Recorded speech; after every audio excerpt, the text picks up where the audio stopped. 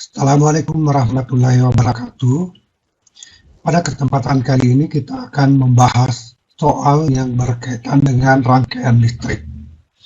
Soal-soal tentang rangkaian listrik ini terdiri atas beberapa macam soal, dan setiap penyelesaian soal akan dibahas secara mendetail agar Anda tidak kehilangan atau tidak melewatkan video pembahasan soal yang lainnya.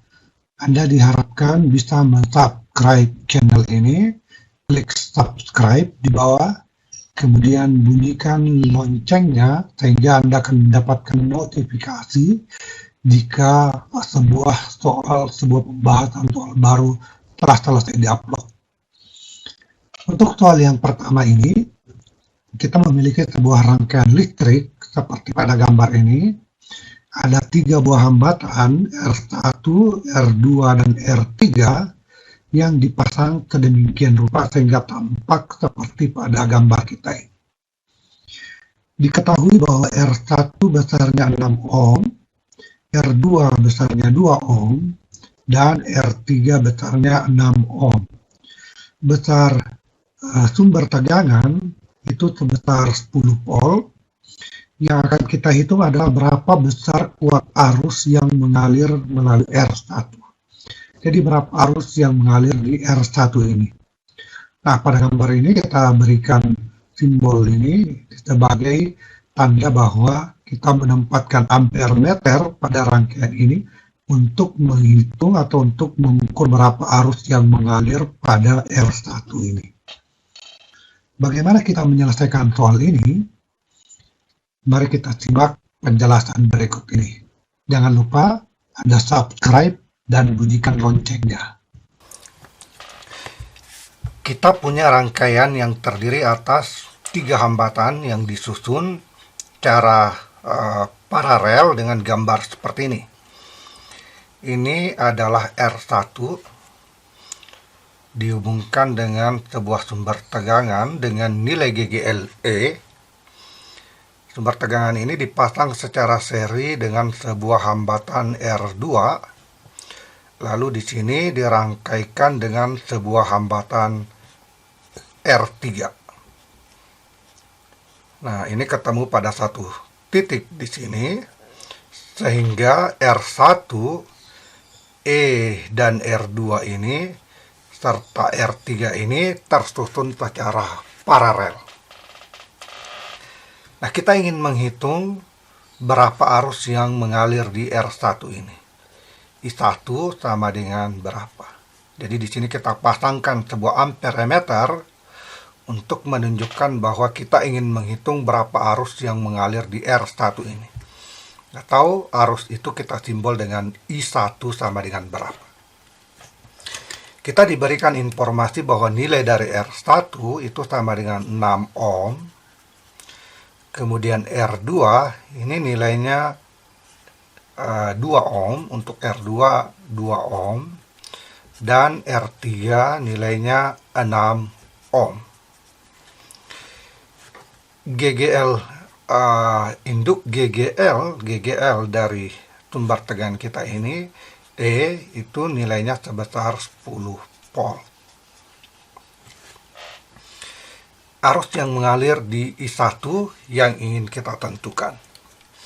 Nah, untuk rangkaian paralel seperti ini, tentu kita tahu konsepnya bahwa karena ketiganya ini R1, E ditambah dengan R2 ini dihubungkan dengan titik yang sama, demikian juga R3 ini dihubungkan pada titik yang sama, maka mereka ini akan memiliki beda potensial yang sama semua. Jadi kalau saya tuliskan hubungan hukum Ohm untuk R1 ini, maka saya akan menuliskan P1, yaitu beda potensial pada R1 ini, itu sama dengan berapa besar arus yang mengalir di R1, anggaplah ini adalah I1, jadi I1 dikali dengan berapa nilai hambatan yang dilewati oleh arus tersebut, yaitu R1.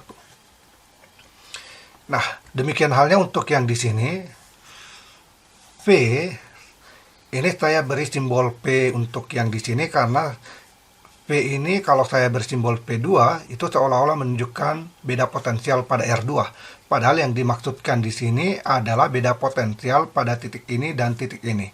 Bukan hanya beda potensial yang melalui R2, tetapi termasuk di dalamnya sumber tegangan E ini. Jadi berbeda dengan yang di atas di sini saya bersimbol P1, untuk yang bagian ini saya beri simbol P saja atau P aksen. Ini sama dengan E, beda potensial yang melewati sumber tegangan ini, ditambah dengan beda potensial yang melewati R2 ini. Jadi E tambah VR2. V2 ya, P2. Nah, kemudian yang di bawah di sini V3 sama dengan arus yang mengalir melalui R3, I3 kita kali dengan hambatan yang dilewati oleh arus tersebut, yaitu R3. Nah, konsep rangkaian paralel menyatakan bahwa ketiga beda potensial ini nilainya sama semua.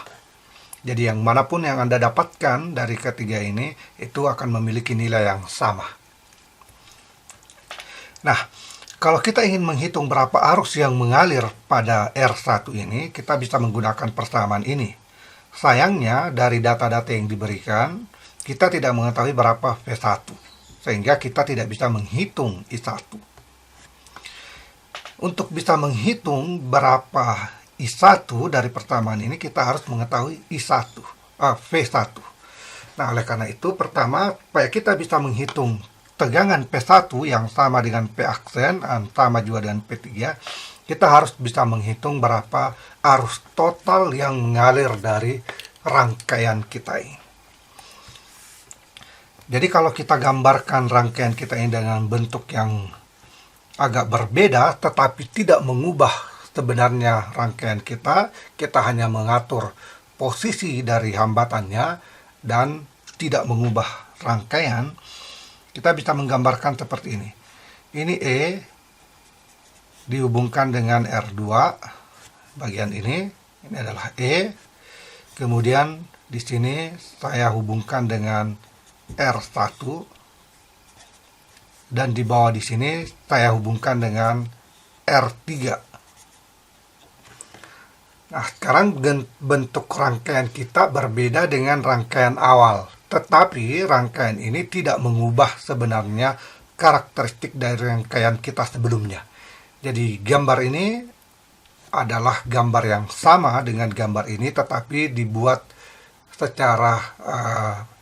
dengan susunan yang berbeda.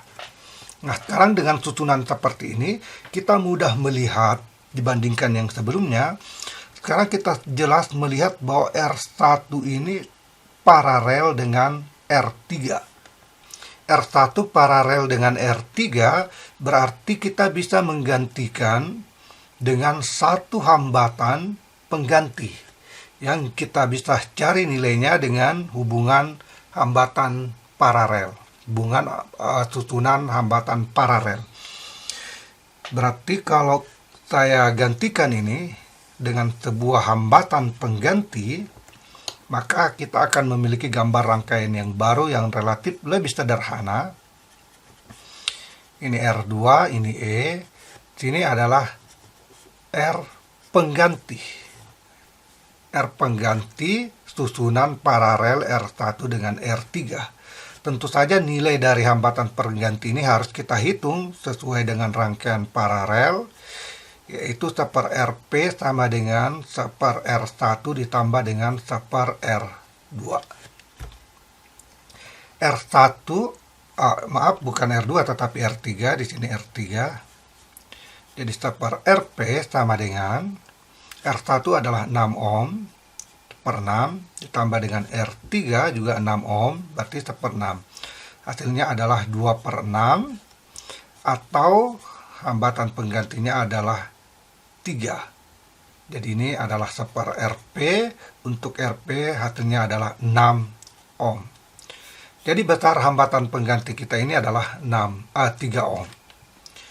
Jadi yang paralel R1 yang nilainya 6 ohm diparalel dengan R3 yang juga nilainya 6 ohm, ini bisa kita gantikan dengan sebuah hambatan yang nilai hambatannya adalah 3 ohm.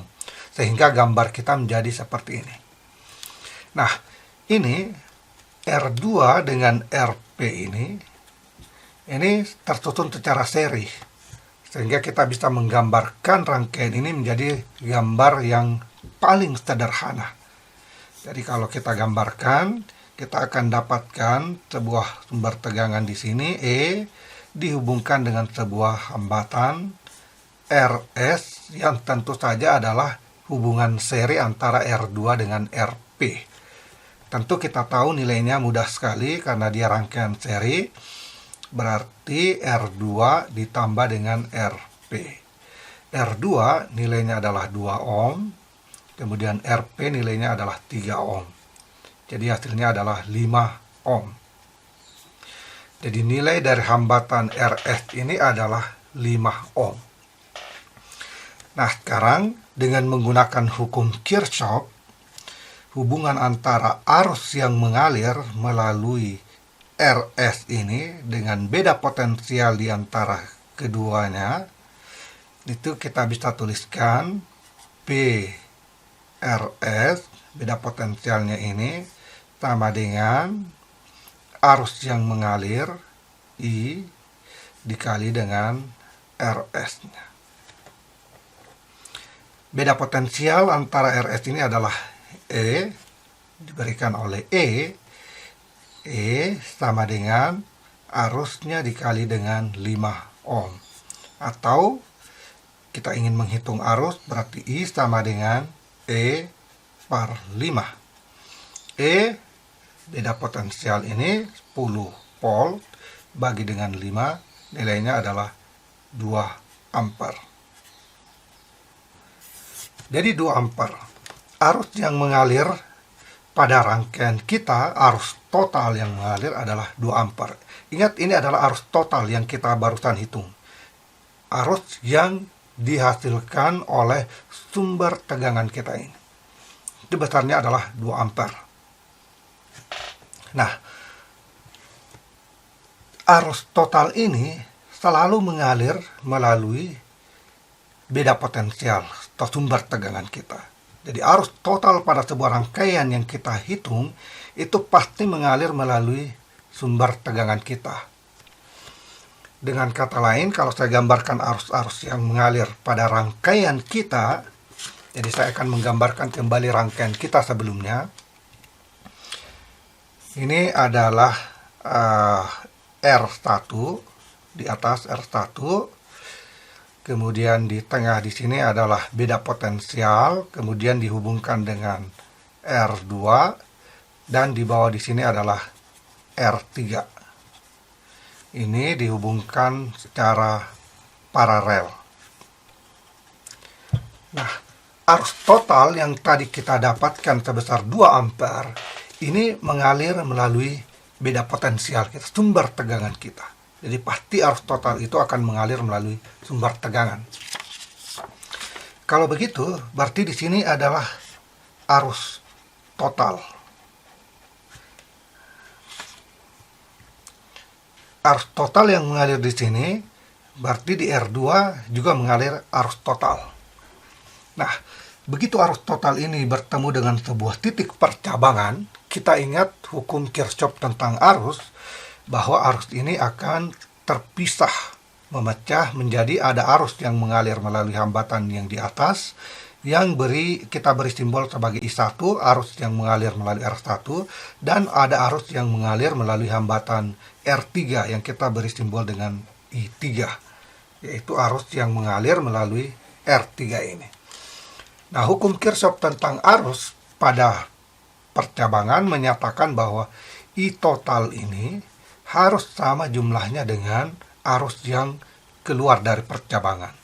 Jadi I total masuk menuju percabangan, I1 dan I3 ini keluar dari percabangan tersebut. Berarti I total harus sama dengan I1 ditambah dengan I3. Ini hukum aturan Kirchhoff pada titik percabangan aturan arus pada titik percabangan. Nah, sekarang kita sudah tahu bahwa I total ini nilainya adalah 2 ampere. Sayangnya yang kita butuhkan adalah I1, karena yang kita mau hitung adalah berapa besarnya I1. Nah, untuk menghitung I1, kita bisa gunakan persamaan kita yang tadi ini. I1 berarti di sini bisa kita tuliskan I1 sama dengan P1 per R1. Tetapi kita tidak mengetahui berapa beda potensial pada R1 ini. Jadi kita harus menghitung dulu berapa beda potensial pada R1. Nah, tadi kita sudah tahu bahwa beda potensial melewati R1 itu sama dengan beda potensial yang melewati bagian ini dan sama dengan beda potensial pada R3. Karena saya tahu arus yang mengalir pada bagian ini, yaitu I total, maka kita bisa menggunakan persamaan ini untuk menentukan berapa beda potensial antara dua titik ini. Jadi tadi kita sudah mengetahui bahwa arus yang mengalir melalui bagian ini adalah E. Berarti kita akan menggunakan bagian ini untuk menghitung berapa beda potensial antara kedua titik ini. Nah, ini penting kita perhatikan. Jadi beda potensial antara dua titik ini yang kita simbol tadi dengan P aksen itu sama dengan beda potensial yang melewati E ditambah dengan beda potensial yang melalui R2. Kita simbol dengan P2. Nah, sekarang ini hal yang penting. Arus kita selalu anggap mengalir dari kutub negatif ke kutub positif untuk baterai di bagian dalam baterai. Jadi kalau saya punya di sini kutub positif, di sini kutub negatif baterai, maka arus itu akan mengalir seperti yang kita gambarkan ini, arahnya ke kiri. Nah, pada hambatan, karena arus yang mengalir pada hambatan ini dari kanan ke kiri, itu berarti kita mengasumsikan di sini positif, di sini negatif. Karena arus mengalir dari potensial tinggi ke potensial rendah. Nah, karena ini positif, sini negatif, sebaliknya di sini negatif, di sini positif, berarti keduanya ini berlawanan. Yang R2 beda potensialnya di sini mengalami penurunan dari positif ke negatif. Yang di sini beda potensialnya mengalami kenaikan dari negatif ke positif. Jadi ada yang menurun, ada yang naik. Berarti salah satu dari kedua tanda ini, dari dua potensial ini harus bernilai negatif. Tidak mungkin kedua-duanya positif, karena satu ada yang turun, ada yang naik. Jadi ada yang positif, harus ada yang negatif. Nah, kita pilih yang bernilai positif adalah beda potensial E ini. Anda mau pilih yang lain, mau pilih ini yang bernilai positif, tidak ada masalah. Tetapi umumnya kita lebih mudah kalau kita menganggap ini bernilai negatif karena dia mengalami penurunan dari positif ke negatif, dia turun, berkurang. Maka kita beri nilai negatif untuk memudahkan. Tapi Anda bisa memilih pilihan yang lain. Ini negatif, berarti di sini tetap positif, ini dikurangi dengan P2. Jadi di sini bukan positif, tetapi ini adalah negatif P2. Nah, E, ini nilainya kita sudah tahu 10 volt. Sekarang P2 ini sesuai dengan hukum Ohm.